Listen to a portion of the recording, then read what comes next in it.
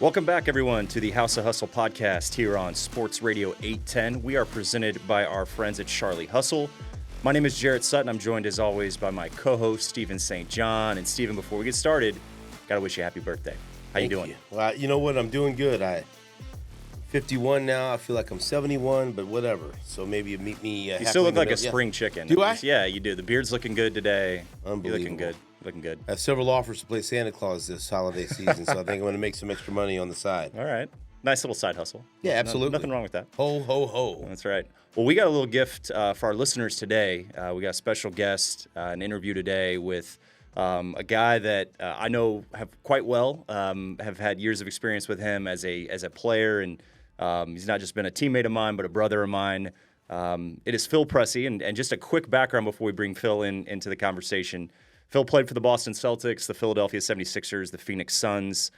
He is the son of Paul Pressey, 1982 first-round draft pick. The list of accolades for Phil Pressey can go on and on and on. He led the Big 12 Conference in assists, steals, and assist-to-turnover ratio in 2011, 2012. He was an All-American honorable mention nominee in 2013.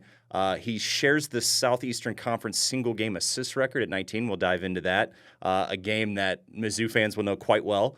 He also holds the Missouri single-game, single-season, and career assist record and has numerous Missouri steals records, including career steals, and currently serves as an assistant coach with the Boston Celtics. Phil, welcome in. Excited to have you, man. Excited to chat with you today. Thanks for having me. And Stephen, happy birthday. I didn't know that. Thank you very much. I appreciate that. First of all, just a big one observation. Okay. He looks like he could still play at Mizzou. Absolutely. You're talking about I know I look 51. Even you look like maybe you just graduated college about 2 years ago. Hey, I appreciate that. Phil Pressey looks like he could suit up right now. Phil could get on the floor right now, no question. Hey, these guys here, they keep me young. And I'm 32, so I'm always younger than somebody, but I'm also always older. So the guys are always, testing me every single day, and I'm just so fortunate to be in the position I am now. So, Phil, let's jump right in. I kind of want to start from the beginning with you. You grew up in a basketball family. Obviously, your dad played and coached. Your brother Matt, who's another teammate of mine, grew up playing basketball both in the Boston area of Massachusetts as well as Dallas. So, you're kind of the coach's son, where your dad had different jobs in the NBA, and your family rooted to Dallas. Just talk about kind of your love of basketball as a kid and kind of how it got started for you. Yeah, I mean, starting at a young age, I was kind of born into it.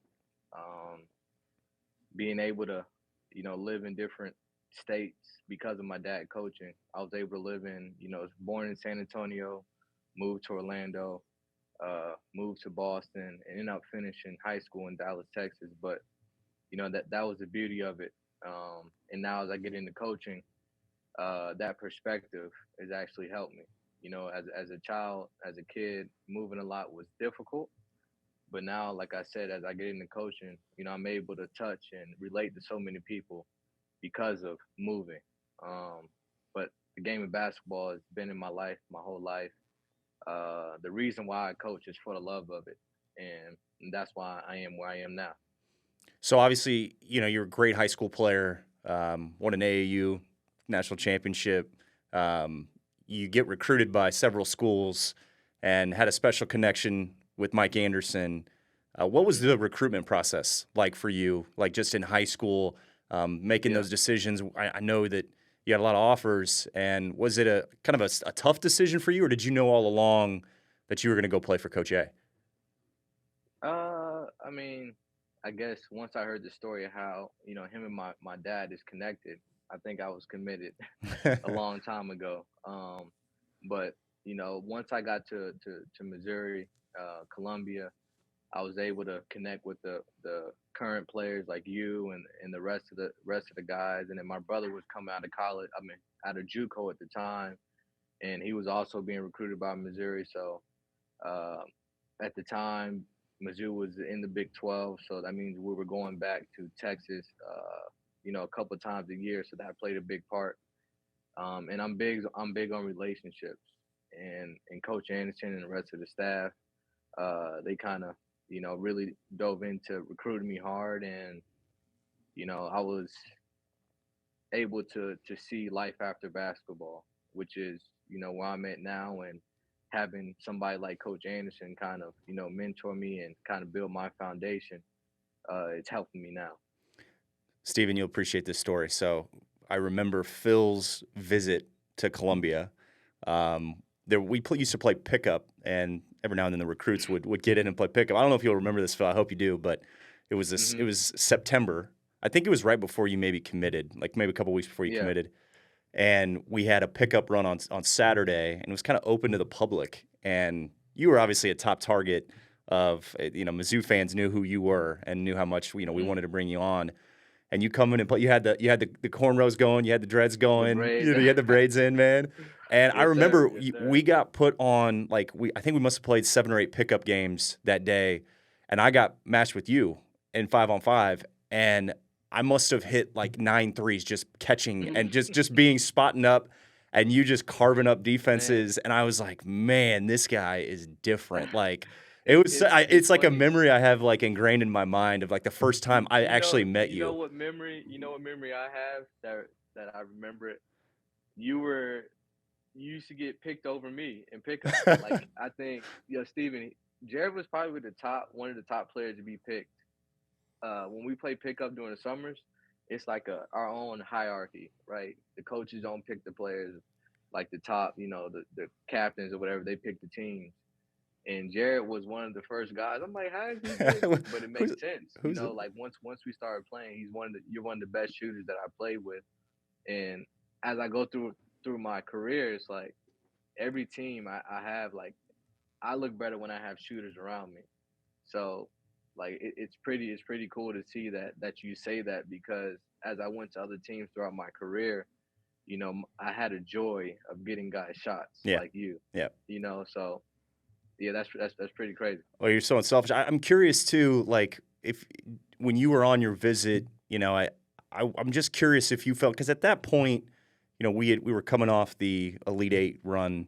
Our program was in a really good spot, Hmm. but the culture was already kind of sustained, and just Damari Carroll, Leo Lyons, Matt Lawrence departing, Hmm. and then obviously my class with Marcus and Kim and Steve.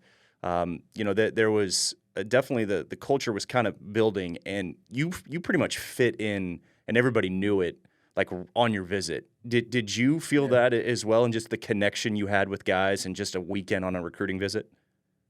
Yeah, I mean, like one of the cool things that Mike Anderson said to me is you're gonna have a chance to play, right? He didn't guarantee me any minutes, you know, which some coaches would say you're gonna come in and start.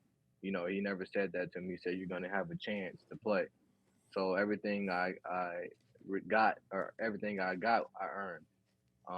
And we had a great team. Guys like Mike Dixon, like he pushed me to be the player I am today. Um, that competition, like you have to have competition in practice, and that brings out the best in guys. So I think that's one of the biggest, you know, ideas that Mike Anderson had was competition Mm-hmm. amongst his team. You had guys like constantly going at it, um, and that makes your better guys, get better, and your guys who aren't so good improve. So that's something that I highlighted before I committed to Mizzou.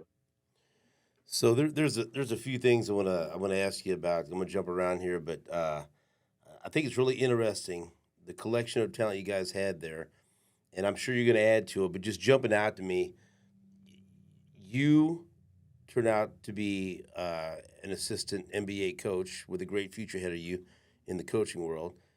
You got Kim English, who's the head coach at Providence now, a rising star in the college coaching ranks. You got Jarrett Sutton, who's another rising star as an NBA scout. And I remember, especially when you had your big year, and won over 30 games, you guys played such a beautiful brand of basketball. And I remember the broadcast crews would always talk about the basketball IQ that was on display, right?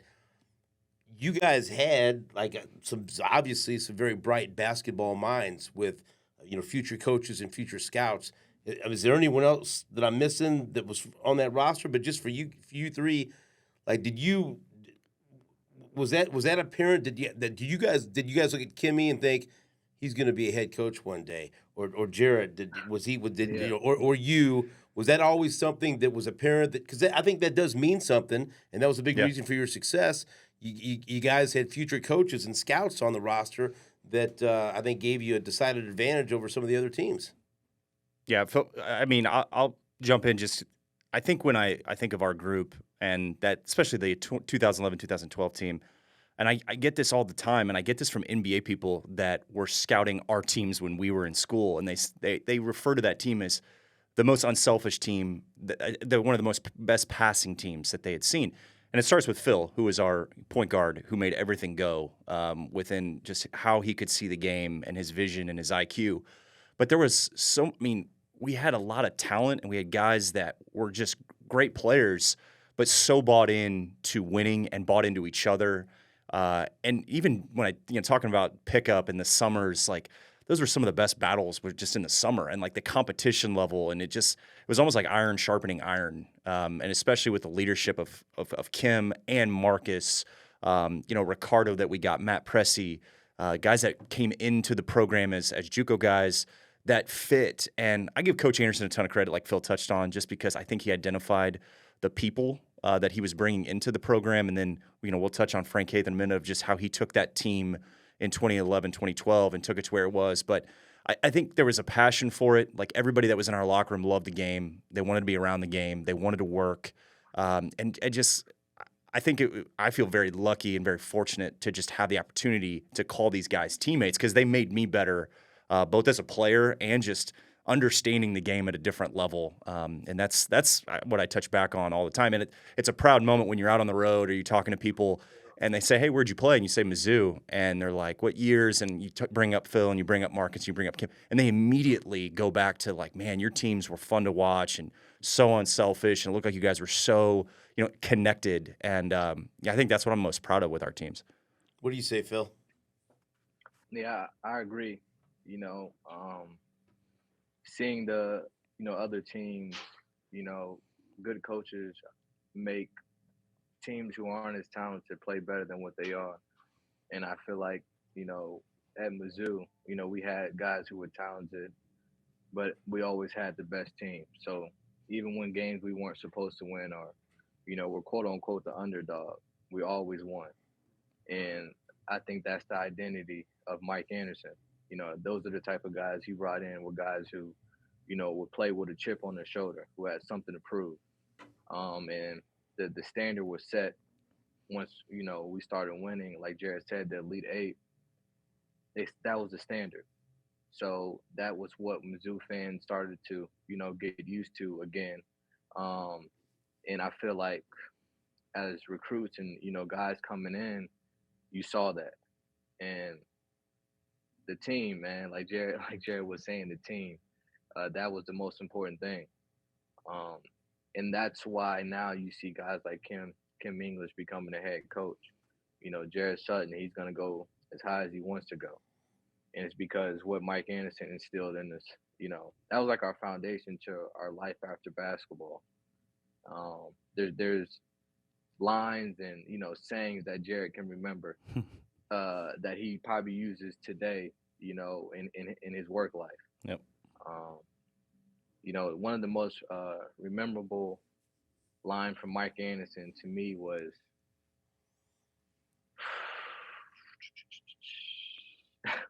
he used to say to one of our players, you remember this, he used to say, you're open for a reason.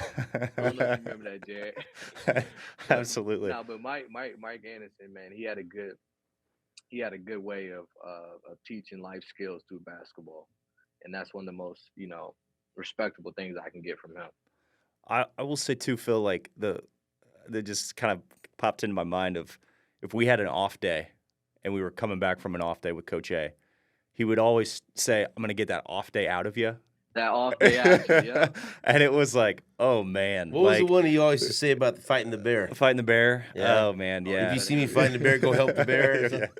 Yeah. which was one of the better pregame speeches he gave. That I think we all were pretty much laughing, but it was the message was received. The message was received. I remember when he used to come on the show back then, and it was before he got things up and running, and he was talking about wanting to do 40 minutes of hell. He said, "Well, right now it's 25 minutes of hell, and in 15 minutes of what the hell." And so, but it was he was Controlled chaos. yeah he Controlled chaos. So there's a couple of stories. Chaos.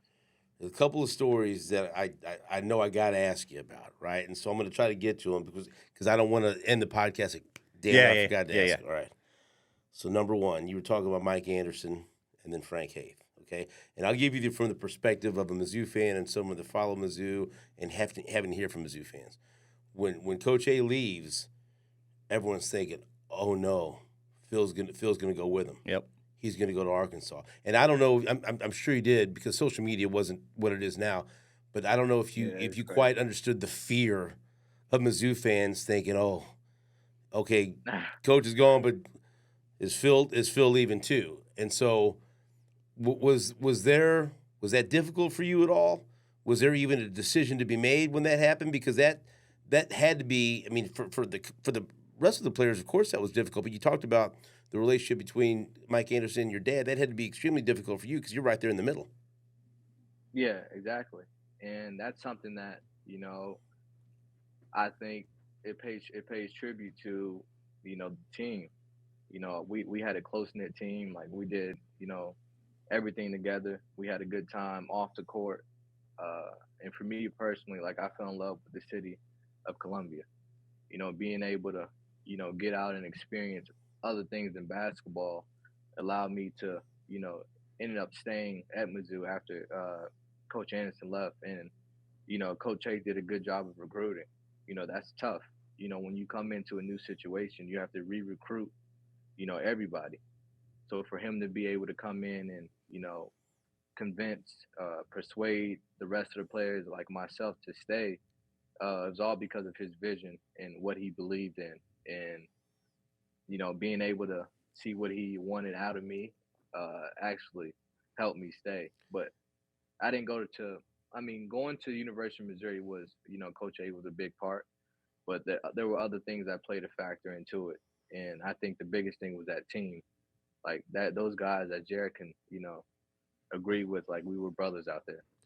Okay, so fast forward, and the Mike Anderson's coach Arkansas, Frank Haith at Mizzou, and you're playing Arkansas at Mizzou Arena, and everyone remembers when it looked like Frank Haith wanted to fight Mike Anderson, and I'll never forget that. I'll never forget the look on Coach A's face. He was looking like, "Are you serious? What the hell's wrong with you?" I mean, because they were friends, right? Oh yeah, they used to vacation together, and so and everyone. And I remember I was watching. I was there at the game, and what an incredible atmosphere! And everyone's going crazy. And I felt like that was the day that even if you were still on the fence, that's the day everyone fell in love with Frank Haith. Because all he's good, But people thought it was he got mad or started yelling because Coach A was talking to you during the game or in a timeout, and he runs over to say, don't you be talking to my players or whatever. And it was so. What can you please clear that up? What happened? Because that is still one of the most memorable moments. All hell was breaking loose. That's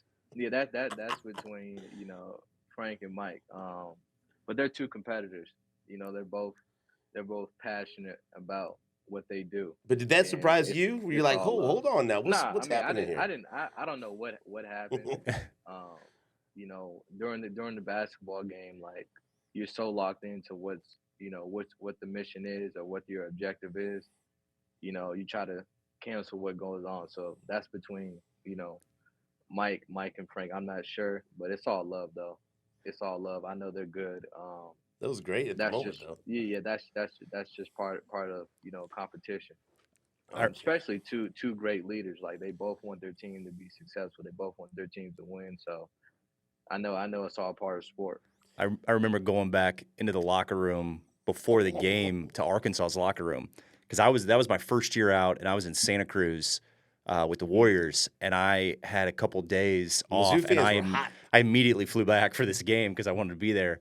And I remember going into the locker room to see Coach A and, just to kind of gauge, how he was doing. I was texting with him during the day a little bit, and he wanted me to come down and say hi to TJ and Coach Daniels and those guys and Coach Z. And so I walk in, and you could tell, like, Coach A, just knowing him and how he operated before games, and he just looked like he wanted that game so badly, obviously. Like, It makes sense. That makes like sense. to Phil's point about just the competitor, Coach A is a hardcore competitor. Like, he's old school Nolan Richardson background, like he was hungry for that win, and you could tell, man, this even going into the game, I'm like, this might get a little animated because obviously Coach Haith is the same way. Like, he wanted this one really bad. He knows that he's taking over Coach A's team, and these are, he got labeled as these are Coach A's players, and he wanted to kind of put his stamp on the team in that first year.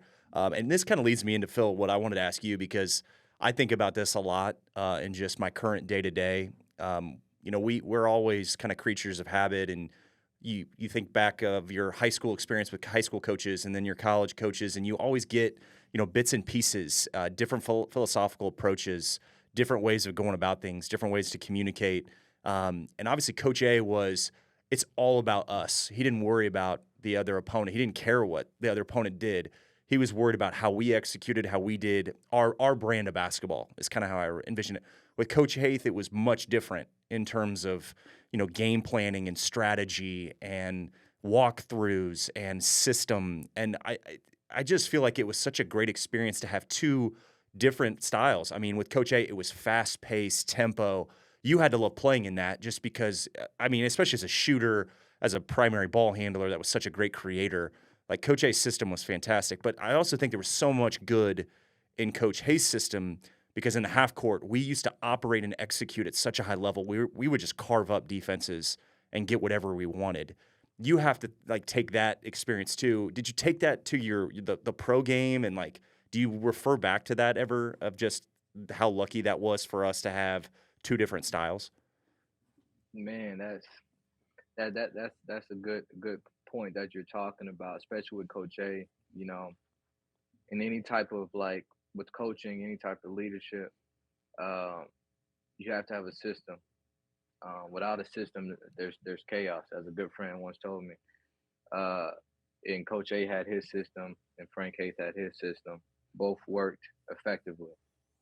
For me, being able to play in Coach Mike Anderson's system, it was more up and down, as you said, controlled chaos. I was able to kind of play to my strengths, which was my speed and quickness and playmaking ability. But then when Coach Haith came in, it was more of a like you mentioned, strategic. You're trying to emphasize, taking advantage of a certain weakness in the defense. And what I remember with him is horns action. Mm-hmm. That's why I really learned how to play out of the horns action was with Frank Haith. And then as I went through my career, I was able to be better at it because I worked on that in college. So, it was a blessing to have, both perspectives.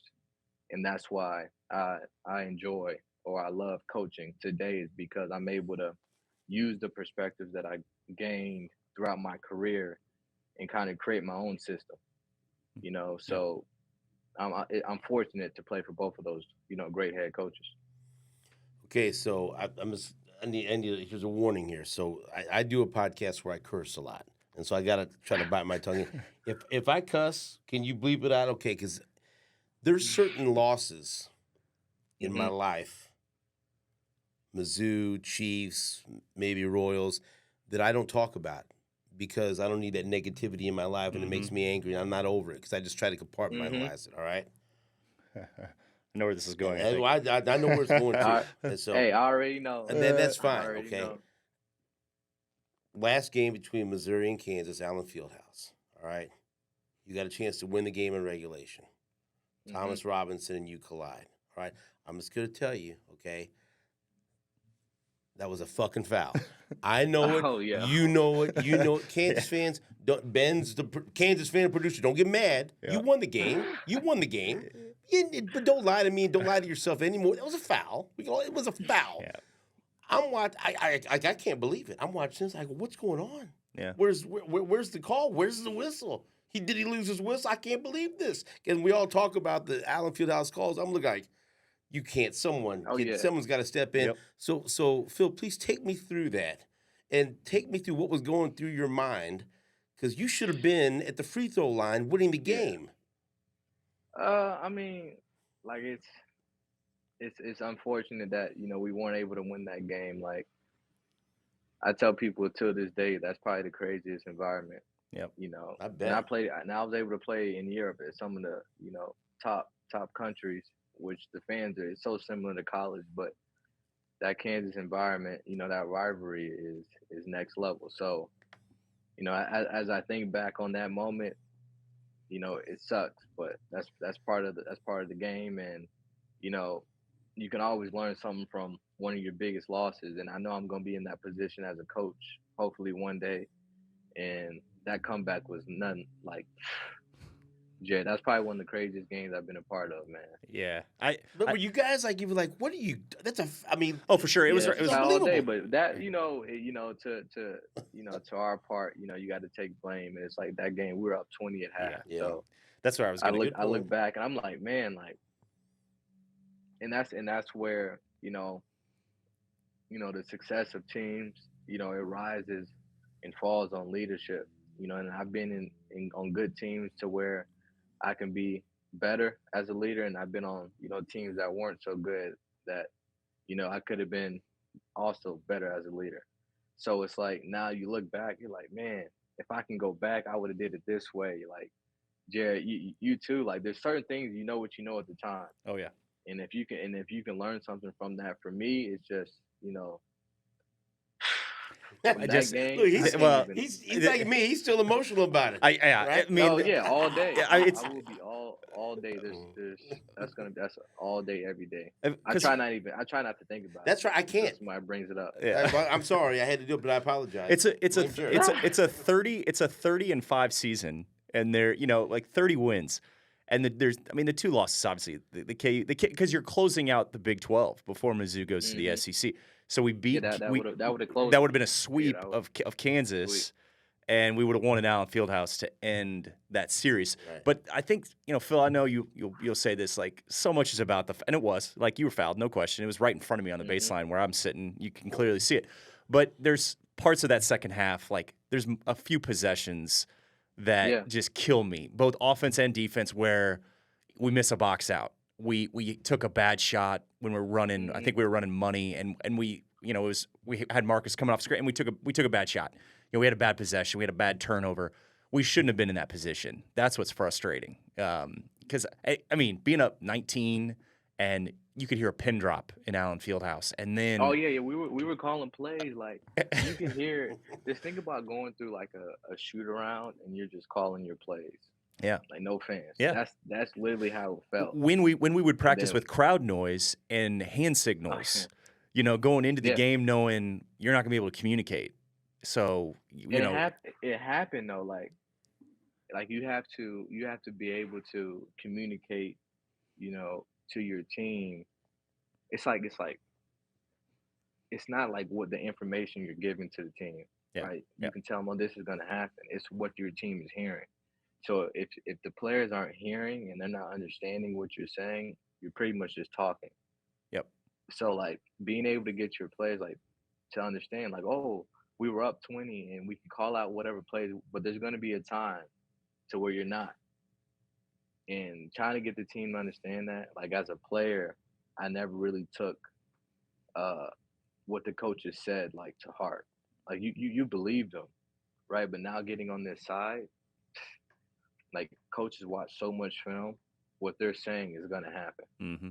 Yep.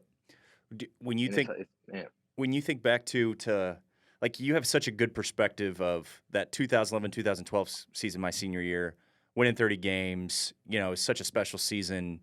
Then the Big 12 ends and you start year one in the SEC with Alex Oriaki, Ernest Ross, Keon Bell, Jabari Brown. You talk about guys that was such a great team. Lawrence Bowers is coming back from the ACL. I mean, you guys had a squad, a very talented team. Was it different that year? No, I mean, you had lost all, the senior class that left, your brother included in that in the 2011-2012 season, then you're kind of the guy, you and Lawrence, right? Like you guys are the staple of that team. What do you draw from just the transition from the Big 12 to the SEC and just that season that you guys had? There's a lot of expectation, a lot of highlights for you, first of all, in that season for sure that we can touch on. Yeah. But what was kind of the difference, I guess, from going from that 2011-2012 team to the 12-13 team? A lot of new faces, a lot of talent, but just kind of a different type of team, I guess, going into that first year in the SEC. Yeah, and that's, shout out to Lawrence Bowers' elbow. He had that foundation that Mike Anderson put into him. He was part of that Elite Eight team.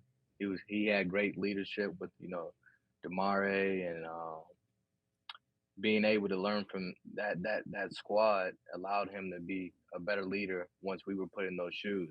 Yeah. So for me, that was really my first time in college to where I could call myself, the top one of the top players. And, we struggled. We had times where we were great. We had times where we weren't so great. And being able to learn from guys like you, Kimmy, Marcus, my bro, Ricardo, I was able to kind of go back and fall on, what you guys taught me.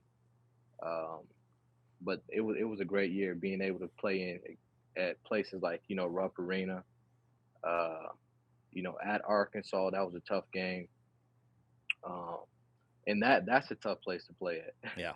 And being it's cool because I played in the Big 12 for a couple of years, and then my junior year, I was able to play against other schools around the country. I enjoyed it, man. The SEC now I think it's one of the top leagues. Mm-hmm. I don't know where you were ranked the SEC, but there's pretty good teams. You saw Arkansas beat Duke the other day. They've made a heavy investment in bringing in marquee coaches, and No question. Chris Beard's in the SEC now. But speaking of SEC coaches, you were around Dennis Gates, and he had tremendous success in his first year, and now you see the recruiting is starting to pay off. And so I'm just curious if a Mizzou fan were to ask you why you think Dennis Gates is the guy to take this team to the next level and maybe even hopefully compete for a Final Four. I think a lot of people are sold on him, but you have a unique perspective, and I like Uncle CY. I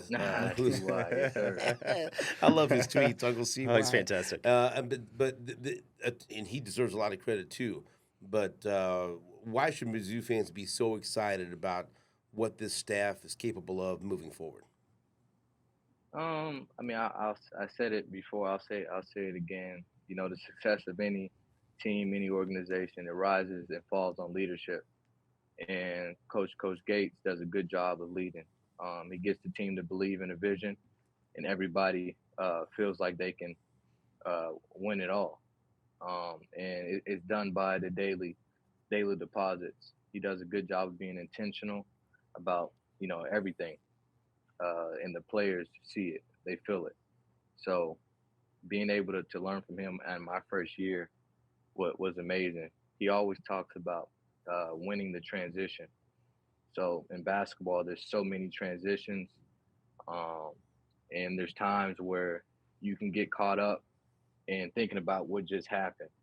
But he has the next play, next action, next thing mindset. He's always one step ahead. And he did a good job of hiring a great staff, and he knows that how important his assistants are in helping him be where he is. So I'm all in on Gates, man. He did a great job, and for me to be this is my second year in coaching, so my first year was last year with them. He did a great job of leading and getting the team to believe, and I know Mizzou fans are believing in him. But it's basketball. There's going to be ups and downs, but if you just keep at it, keep being persistent, like I know he is, the sky's the limit. Phil, I wanted to ask you. You bring such a good perspective of making the jump from high school to college. I don't think people realize the jump and to adjust to the speed, the athleticism. College is so different than high school. Then you made the jump first off, you forego your last year to enter the draft. You know, jump on an NBA roster. You're playing in the NBA. You had to earn your stripes, you know, at the NBA level. It wasn't just something where you were walking in as a first-round pick. You really had to carve out your niche. And I think that's something that, you know, goes overlooked a little bit. You know, you played in the G League, D League, and you worked your way up, which I think is, you know, so commendable, of just your grind to get where you were in the NBA, and then you go on to play overseas as well. I'm curious, how did you adjust to, like, going from college to the NBA game, knowing it's a different game, it's a different style, you're around the best in the world? Was that like, was there ever an NBA moment where you're like, man, this is different? And just how did you process that? How did you adjust to moving from college to the NBA? The biggest adjustment that I had to make was not being the best player on the team. You know, my whole life, I always felt when I stepped on the court, um, you know, I was the best. So you get to the NBA and that's not happening. So you have to figure out a way to, you know, be resilient, keep working on your game, and believe in yourself. Me being a smaller player on the court, you know, you have to play with a chip on your shoulder. So that's kind of been my mindset. When I was in high or middle school, my goal was to, you know, make it to high school. When I was in high school, the goal was to go to college, and once I got to college, the goal was to go to the NBA. So it was always what's next. It wasn't for me. It was more about, you know, just being patient and getting there. And then once I got there, you know, there was times to where you were playing. There was times to where you weren't playing. Um, Throughout my career, you know, I've been cut. I've never been traded. I've been cut multiple times. So it just gives you that, like that word you've been saying, that perspective that no matter what happens, the one thing you can control is your attitude. So I just always had that positive mindset that, you know, allowed me to keep going, because there was definitely a lot of times where, you know, I could have stopped. And when I say that, is like when you get cut or when you're not playing or you're not able to, you know, do what you love, it gets hard. So being able to have that positive mindset, you know, allowed me to, you know, play in the NBA and, you know, do a good job. So Phil, I think I told you the story back when you were playing at Mizzou. My youngest son, Phil, was playing on his grade school team. I was one of the assistant coaches, and so you were his favorite player, and so he made the rest of the team start calling him Flip for the whole season. So we had and true That's story. great. You remember? Oh, yeah. So we had Flip St. John playing off the bench, and so I told him that we were going to have you on the podcast today. Do you have any questions? And Phil is a big NBA fan, so he's trying to come up with a good question. So here, on behalf of Flip St. John, here's his question for you. He's a big fan of all the trades and all the off-season moves and follows all this in the NBA. And so he thought it was a great deal. He loved the deal for Kristaps Porzingis to come to Boston. KP. He's one of his favorite players to watch. So he wanted me to ask you what that addition has meant, what's it like to coach him and be around him, because obviously at 7'2", he's a hell of an athlete and a very unique player to watch, and he's been a big impact player for you guys. Yeah, I mean, when you think about it, it's like you get guys who are able to adapt to the modern game. You know, like at that position 7'2", you want your 5 man to be able to shoot the basketball, and he could do that. But then you also want a good defender, and he can protect the rim. So like his ability to be, like you said, unique in that position it's special. He's able to, when guys get beat on defense, he's able to protect the rim.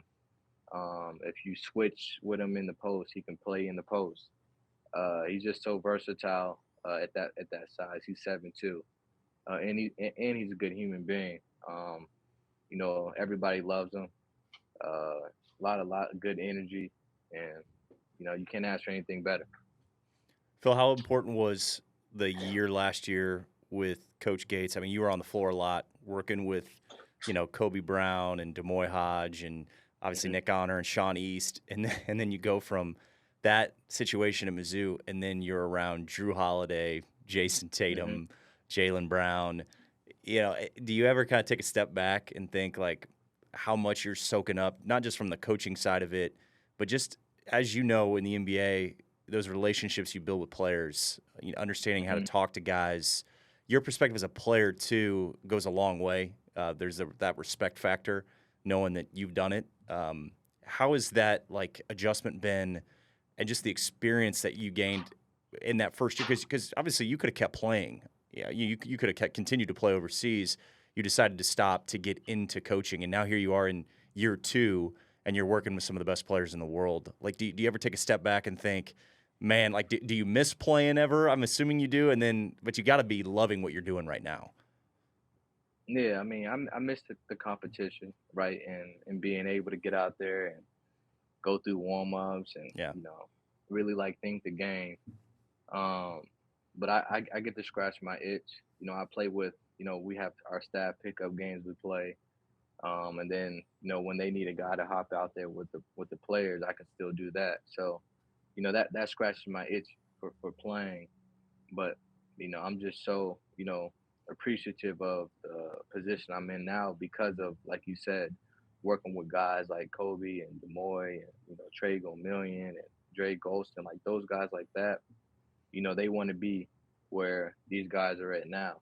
Mm-hmm. So having that perspective of seeing how good those guys in college, and then coming up to seeing guys like Porzingis and Holiday and seeing where they're at, I get to see that gap. I get to see like where those guys are trying to get and what they have to do to get there. It's pretty cool, and I'm big on note taking, journaling, so I'm able to reflect on what I learned last year to where I'm at now, and that it's crazy, man. Like it's a humbling, it's humbling to be where I'm at now. Tell me more about this staff pickup game. There ain't nobody guarding you, right? Like, I mean, what kind of competition you going up against? What are you putting up? No. Come We on got now. we got some hoopers, man. Who you got? Who you got? Like, Besides you, who's the best player? we got Emil Jefferson, man. Okay. Yeah. He's a dookie. He's a dookie. And he's in a similar position I am, right? He has to be 29, 30. And he made that, that trade off of, now for later. Once you get in your 30s, you can keep playing until you're 35, 40. But, if you want to get into coaching, it's a process. So being able to start now and kind of learn on the fly, it's been great for me. Phil, last one for me is like, because I think back to like some of your best moments in college, and you had great moments as a pro. The UCLA game jumps out, right? When your last year, 19 assists at UCLA, Mm-hmm. one of the better games you could play as a point guard. It was just wizardry at different times, eyes in the back of your head making passes. But is there a moment that you draw as like your top moment in college and even your top moment as a pro? I know I always get asked that of like best win, and it's so hard to say because I mean we're fortunate we had in my 4 years, best 4 years at Mizzou, and you're a huge part of that. So anything that jumps out is like a memorable moment for you that you think back on? Yeah, I mean that's personal. That's a personal, moment for me. But probably at home against Kansas when we beat them when Marcus Dimon went nuts. That was probably like one of my All time. Now we're talking. one of my weaker performances as a player, but that's one of my most memorable moments as a player is because of that. Just the atmosphere, you can tell everybody on the team wanted to win it so bad, not just for our team's sake, but for the city. The city of Columbia, they love Mizzou. So being able to be a part of that, that moment of history is special. Okay, my last one. I'm an idea guy. All right, I think outside the box. So I'm always me looking too. ahead. I'm always thinking about this. I don't know. I don't want to put a timetable on. But let's say 10 years down the road, there's an NBA franchise. Maybe it's in Kansas City. I don't know. GM, head coach. I'll retire from my radio job. That's right. I'm speaking into existence. I'll host. We'll look back on this. Pre and the post game show. All right. Flip St. John could be the Midwest regional scout. We'll bring in Del Sutton and Richie St. John to be the musical directors. Have them perform before and after the games or whatever the national anthems. I don't know. Yeah, you guys could add whatever other. I like this idea. Happen. Yeah, let's just make this happen. Take a note. I'm taking note of this. All right. No, that's definitely. Let's go ahead and let's manifest that. I'd be working with Phil one day would be a special thing for sure. Just because thinking back to, just meeting you as a recruit, and then the experience we had as teammates. You being at my wedding meant so much to me. Both you guys at my wedding. That was great. We had a great special time. And that's the cool thing about basketball. There's so many different ways that it can make an impact. Like Steven, he's a fan, but he's a basketball enthusiast. Like, he loves the game.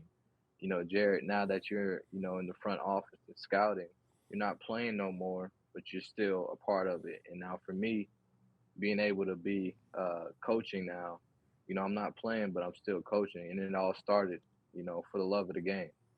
Yep. We all love the game, and that's why this conversation is happening right now. Yeah, but I feel like I was in Santa Cruz. You were in Santa Cruz as well. We both had Casey Hill as our head coaches. I actually, when I was in Santa Cruz, it was the first year after that 2011-2012 season. So obviously, when you're in college, you got the chartered flights, you're staying in nice hotels. It's great. D-League, different story. Living in a hotel room myself for 7 months, and I definitely found a new appreciation and a new love of the game after I got done playing. And obviously I was a walk-on and part of a team that had just superior talent and guys that went on to play in the NBA and All-Americans and all that stuff. But when I got to Santa Cruz, we had Seth Curry, we had Dwayne Denman, we had a lot of guys. We had Marshawn Brooks, who came down on assignment.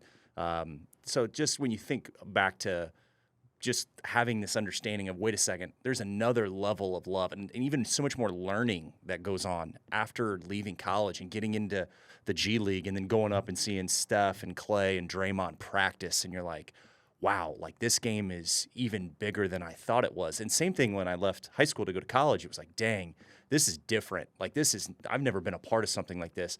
And it just keeps getting better and better. And did you, your perspective is different because you played for so long as a professional, but the love of it kind of keeps going as you keep kind of finding out these experiences that you have and opportunities and just different people you meet in the business as well. Yeah, man, we go back to it, but it's about that perspective, right? It's crazy. Like, for you to be where you want to get to, you have to go through what you're going through now. Yeah. And when you get to wherever your goal is or your quote unquote final destination, it's like you'll be able to work with somebody in that position because you have that perspective. And for me to be a grad assistant last year at the University of Missouri, it was like, if I ever want to be a head coach in college, that perspective of me being a grad assistant is gonna allow me to connect with the grad assistants who will work for me or work with me. So it's all about perspective, man. And having that G League for me, I think about those bus rides, and it actually set me up for when I went to Europe, because I ended up doing the same exact thing. And because I had that perspective, it was allowing me to kind of be okay with those bus rides and not, neglect them as much. Well, Phil, we appreciate you jumping on, man. Thank you for your time. Yes, sir. You're on a game day. Proud of you, man. Just so excited for your future. Done so much in the game and such a great dude. So thank you for jumping on with us. Yeah, thank you guys. I appreciate it. All right, brother. And thank you to Charlie Hustle for sponsoring this wonderful podcast, House of Hustle. CharlieHustle.com for all of your, Mizzou gear. Yep. They got Gotta get that swag. They have a Brady Cook T-shirt I want immediately after I get my Luther Burden T-shirt, after I get the Mizzou Tigers all-print varsity jacket. King Cook. That's right. Exactly right. CharlieHustle.com. Until the next episode, thanks for listening to House of Hustle. Jarrett Sutton. I appreciate it. Thanks so much, Stephen, for jumping after your birthday. But, hey, Kansas City, House of Hustle for hustlers. That's right. That's right. Kansas City is for hustlers.